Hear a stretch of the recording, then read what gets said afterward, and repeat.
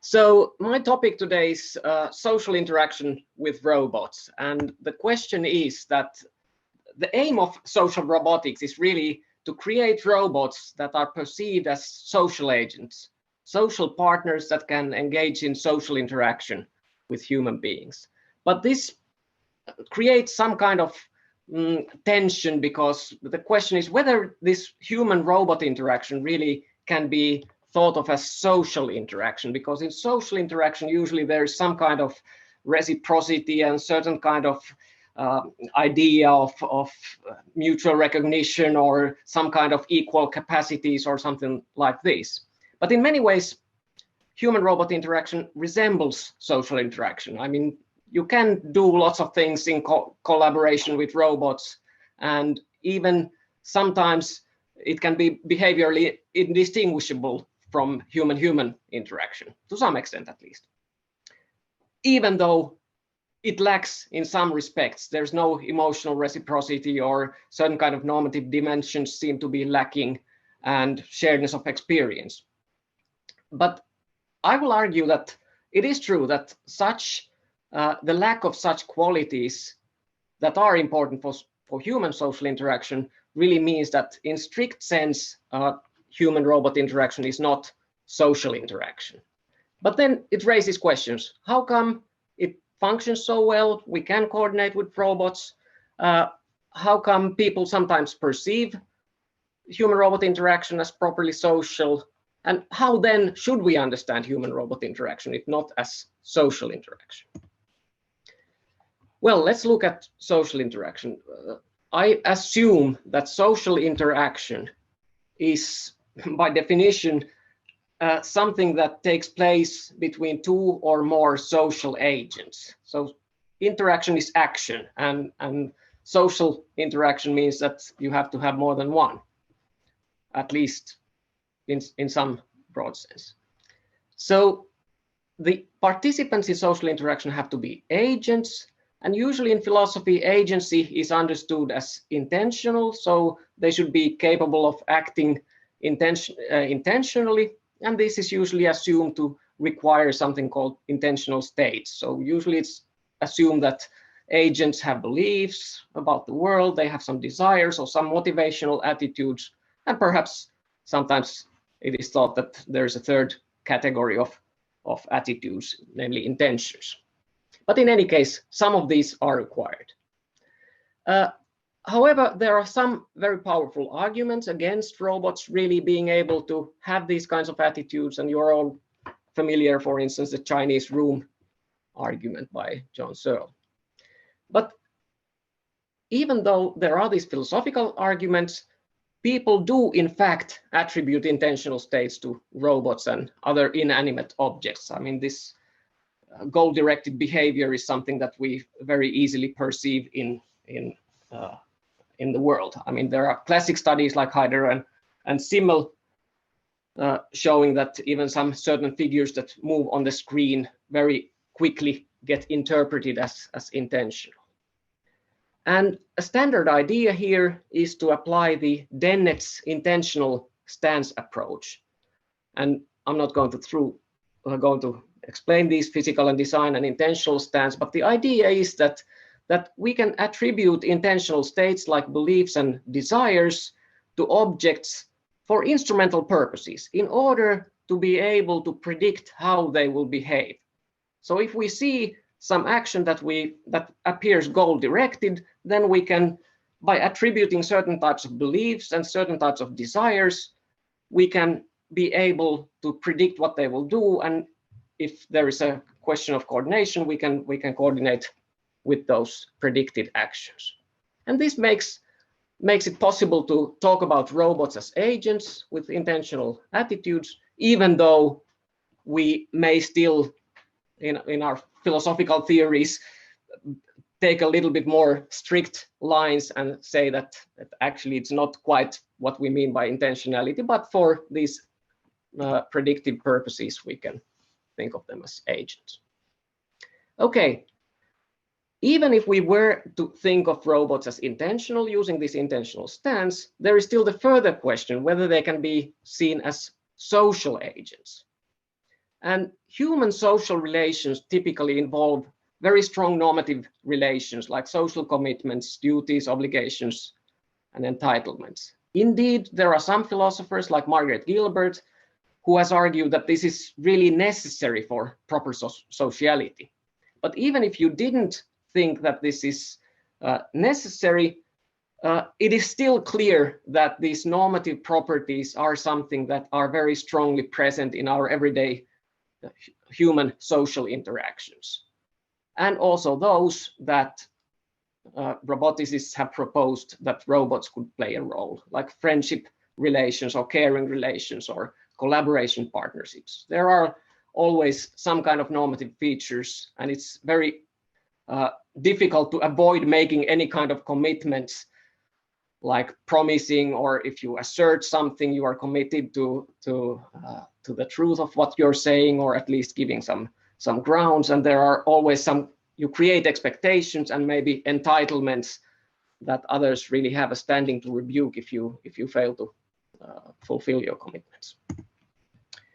And this, I think, is a problem for robots, because by an argument that, well, there are many arguments, but there's one argument by me and my colleague Pekka Mäkelä, that robots are not really autonomous agents that could be held responsible for their actions. So we cannot really blame them for their doings. And this is because, according to our argument, they are not really autonomous agents. And here we rely on Al Mealy's so-called history-sensitive externalism, according to which it is not enough that an agent has certain kind of capacities or attitudes, or can behaviorally follow rules or act along certain rules or something like that. But in addition, they have to have certain types of histories that make their capacities and attitudes authentic. And the assumption is that our human histories are such that we grow to have certain kind of capacities, we learn to follow norms, we get some kind of understanding how the world works, and we have these authentic capacities that allow us to act autonomously. However, robots, on the other hand, are programmed. They are not really capable of setting their own goals and values, but instead their behavior is resulting from programming and engineering and perhaps learning, but still these learning algorithms have been programmed in a way that, according to our argument, counts as manipulation of those capacities and values. And hence, whatever robots do, they are not ultimately in charge of their actions, and hence they cannot really be autonomous. And if this is correct, we think that this has serious consequences regarding their normative status. They cannot bear moral responsibility, they cannot be moral persons or agents with rights and obligations, they cannot really be proper subjects of social commitments, they cannot really be proper objects of trust, at least under those kinds of conceptions of trust that include some kind of a strong normative component in addition to reliability. And at least under those views, like Margaret Gilbert's views, who think that that these normative relations like obligations are really inherent in social and joint action, robots cannot really be proper participants in those kinds of actions. So they lack several important capacities that are involved in proper social interaction, and hence robots are not really proper social agents. But it is true that people sometimes treat them as if they were. And here is a very striking example that made a great impression on me when I saw some videos that you can see in the internet from experiments by Peter Kahn and his colleagues. They have devised several studies where people interact with robots and end up in attributing certain kind of normative qualities to these robots. And here is one in which a robot gave a tour to a person in laboratory. And then they went around several places, but then in the end of the tour, the robot told the person who was the person in this experiment, whose attitudes were tested, and the robot asked this person not to reveal that one of the places that the robot should have taken the person was skipped, namely the aquarium. And then the robot explains that he's afraid of water or something like that. So there were three different conditions. One in which there is a quite sophisticated robot that can discuss about their personal experiences and interests and express emotions. These were of course controlled by human beings, so they were not AI controlled. Then there was a human being doing the same things, and then another robot. Actually, it was the same robot, but without similar appearance of intentionality and autonomy, and they didn't have this social interaction where the robot told about its personal interests and emotions. And it turned out that this socially behaving robot led many people to keep the secret, even when asked. So when one of the organizers came to the scene after the tour and even explicitly asked this person whether they had seen the aquarium, this person would just, with a straight face, lie to the fellow human being. And this, to me, seemed like a powerful example of how people can really engage in social interaction and really think that they owe something to this robot. So why do they do this? Because when most people then reflect on whether robots could be moral patients or moral agents, they kind of tend to think that no, not really. But still, it seems that they can be engaged in this kind of engaged in this kind of interaction and attribute these normative properties. And this also raises the philosophical question: if I end up giving a promise to a robot, am I entitled to keep it? Am I under an obligation then to do as I promised? Or if a robot makes a promise to me, am I entitled to trust the robot or blame them if they fail in doing as they promised? So are robots proper interaction partners? Well, I said that they aren't by the argument. I mean, they are not moral agents because they are not autonomous, and they are not moral patients. This is a standard idea because they are not really capable of experiencing anything or suffering or anything like that. But here is my kind of attempted explanation why people do still treat them as social agents in some situations. I think that the situation is pretty much similar as in the intentional stance idea. We attribute in the intentional stance, when an agent's or some objects of observation, when its behavior is complex enough that we need to try to understand it in intentional terms by attributing to it beliefs and desires and some rational capacities, we can do the same in terms of social properties.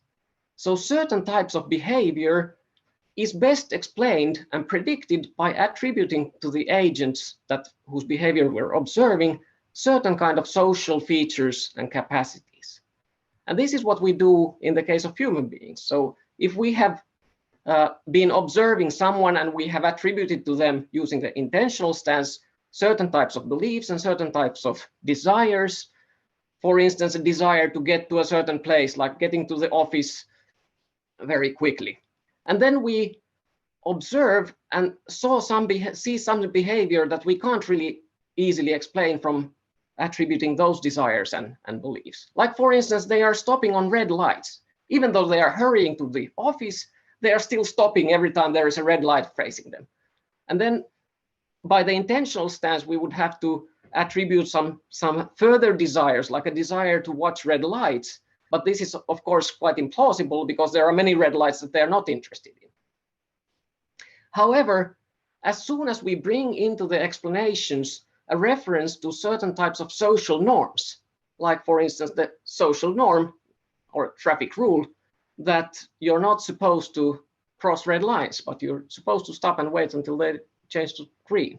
It's going to be much easier to explain their behavior. And I take this to be an example of taking a social stance towards the agent. We attribute to the agent an understanding that there is a certain kind of a rule or norm that should be followed. Or there are other examples, like for instance, a robot that is not taking the shortest route somewhere, but instead moves a little bit away and doesn't go through or between two people who are involved in a discussion. Or indeed, the social robot in the experiment described by Peter Kahn and others, a robot sharing a personal history, expressing emotions, and asking us to keep a secret. We attribute to them certain type of understanding of norms, certain kind of attention to other agents, and we predict their behavior by attributing to these robots such qualities. So, in this ascriptivist sense, we can take an agent to be a social agent whenever its behavior is best explained and predicted by attributing to them a certain type of sensitivity and responsiveness to other agents, and also some kind of rough understanding of social norms and conventions. If this is correct, then at least part of the explanation of why people go and really keep a secret of a robot, even though they would have to lie to a human being, is not really because they think that the robot is a person or a moral agent or moral patient. So not because they think that it deserves to be treated fairly and honestly, or that it would actually be disappointed if we reveal the secret. Because upon reflection, people usually deny such suggestions. So if the social stance idea is correct, we may anticipate that the robot behaves in a certain way. It has in the past exhibited certain kind of social competence and norm understanding. So we expect that, okay, if we are to reveal its secret in this situation, it's going to complain and blame us. And this is something that we want to avoid, because we understand that it is really something that we're not in a very good position to defend ourselves, because after all, we did make a promise. So at least part of the explanation, I think, could be that we want to avoid such confrontation and criticism and just take the easy way out of an unpleasant situation. And this is why we comply and keep the secrets. Okay, here's some list of what kinds of behaviors suggest a social stance, taking a social stance. And this is joint work with Fernandez Castro and Victor Fernandez Castro and Orly Clodic. So we have listed these properties of behaviors, like showing sensitivity to agents, so recognizing agents from non-agents, and adjusting behavior based on others' responses. Tendency to seek interaction, so seeking contact and attempt to communicate own intentions, and perhaps even engagement in joint activities.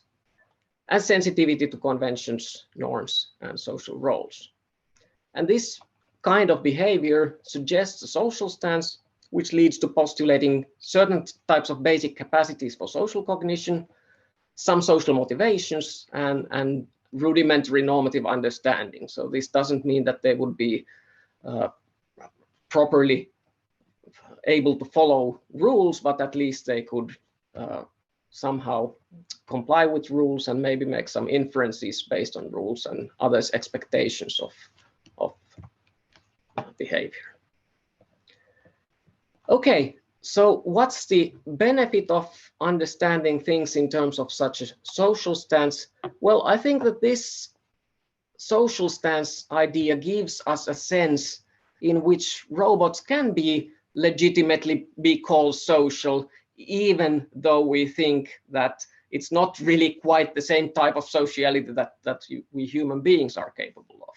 But we can at least talk of social robots, and we can talk of use our standard vocabulary describing social interactions without committing them to be social in the real full human sense. And perhaps this anthropomorphizing, which is a feature that is often discussed in the literature, in which people attribute human type of social type of qualities to robots, is precisely our tendency to adopt an intentional stance in the case of intentional states and a social stance in case of these social features. But now, one benefit of thinking of this as in terms of these Dennettian stances is that anthropomorphizing is not just a psychological tendency or something that is obviously false or erroneous. So instead, it has a clear rationale, because we can adopt the stance in order to explain and predict an agent's, for instance, a robot's behavior, using our standard social skills and practices. And this enables us to collaborate and cooperate with robots.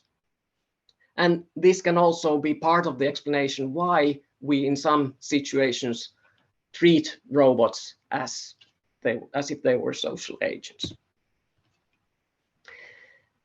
Also, I think that the social stance idea, which goes beyond Dennett's original suggestion, can be generalized, because it's important for development of social robots that we human beings have this general tendency to take different stances in order to explain and predict behavior. So we observe certain types of behavior. This creates a need for explanation. How does it do it, and what it's going to do next? Certain type of an explanation postulates certain kinds of capacities.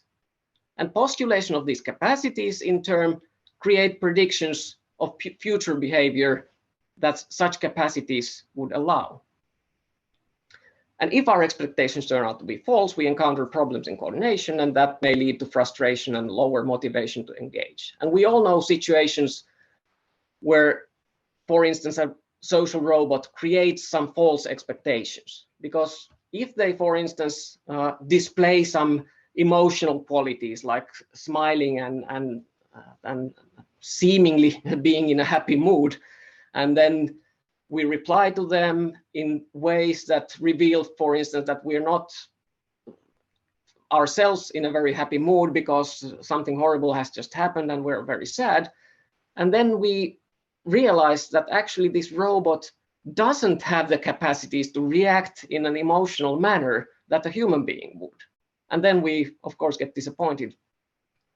So the same kind of prediction idea and stance idea takes place here. Displaying certain kind of emotional attributes leads us to take an emotional stance. So if this robot can exhibit some emotions, then we kind of think that probably there's more variety to it. Probably it also has some kind of capacities to understanding our emotions and reacting to them appropriately. And if it does, we are disappointed and because our explanations and predictions didn't hold. And same with linguistic capacities. They suggest a robot that starts speaking suggests taking a linguistic stance and postulating certain kind of linguistic abilities. And when the robot doesn't really match our conversational abilities and expectations, then we get disappointed. So this kind of general idea of postulating certain kind of capacities based on observed behavior and making predictions based on them is something that roboticists should take into account. Of course, this is not something that is news for roboticists exactly, but it's still useful to take this into account and see this general pattern, which shows the generalizability of the Dennettian approach. So, to conclude, I have suggested that one way of answering the question how to describe social interactions with robots is by adopting this social stance. It allows people to coordinate their actions, to interact with robots using their standard skills and categories. It enables roboticists to employ social vocabulary and take advantage of their understanding of human social action when designing robots, but it still allows philosophers and other theorists to maintain that, okay, but strictly speaking, robots do not really count as proper social agents responsible for their actions. So it provides a less demanding ascriptivist concept of social interaction that is applicable to robots and human-robot interaction. Thank you. No, thank you, Raul. Thank you so much for sticking to time and for, more importantly, giving us food for thought as we go to our lunch break. But before we do that, we have a couple of questions, in fact, quite a few. So you may actually have to pick up on some of these if we run out of time. The first question comes to you saying, could there also be a feedback effect? Sorry, apologies. Will we work better with robots when we treat them as tools or when we treat them as social agents? Okay, I would say that strictly speaking, they're tools, but in certain contexts, when we collaborate and try to coordinate our actions with them, it would be better actually to treat them as social agents because it is more useful and leads to better results in terms of coordination. And then we have, I think, either a follow-up or it might be a separate one. No, it's a separate one which says one would follow your restrictive, if one would follow your restrictive conception of sociality and agency, this could eventually not only exclude robots, but also non-human animals and infants. Yes, that is true. And I think that that's how it should be. I mean, in a strict sense, human infants are not really moral agents. They might be moral patients though, but not moral agents, so they cannot be held responsible for their actions. And animals do, and this is what our practices of attributing responsibility means. I mean, they are not moral agents, and I think that they are not agents, social agents in the sense required by human social interaction. So we can't really have normative relations with our pets, for instance, even though there is another sense of sociality that biologists, for instance, try to understand. But that is then, they are talking about social animals, and animals can be social in their own communities, but there's not really proper social interaction between humans and animals. That's one consequence. We have another question which says, if we can make robots appear in a way that make us think of them as social agents, should we? And I think you spoke to this point a bit, but he says, are there good reasons not to do it? And he says, please ignore that. So don't worry about that one. In fact, we'll turn straight to Jason Fernandez, who says, is there some view of restricting the human interaction paradigm, like text chats, to enhance human-machine interaction? Oh, sorry. Now I lost the. I didn't quite understand. Can you read? Let me say that again. Is there some view of restricting the human interaction paradigm to enhance human-machine interaction? But I think perhaps Jason is talking about a talk that preceded, because I don't quite see the fit either. So I'm going to move on to Anna-Katarina Strasser's question, which says, but you can have social interactions with non-human animals and infants, even though you do not consider them as moral agents. So she's questioning you. Yeah, that's. Many people think of their interactions and their relations with animals as social, but there is a lot of discussion on this, whether it is really social and whether you could say that, for instance, when you train your dog, whether if the dog fails to act as it has been trained, whether you could still somehow attribute blame, or whether you're entitled to blame the robot in this the dog in this normative sense, or whether it's just that you are training it and blaming it in order to make the dog behave better. But it's disputable. I would deny that they really understand the norms. Really, they are more like acting as they are taught, and it's conditionalization rather than understanding of norms.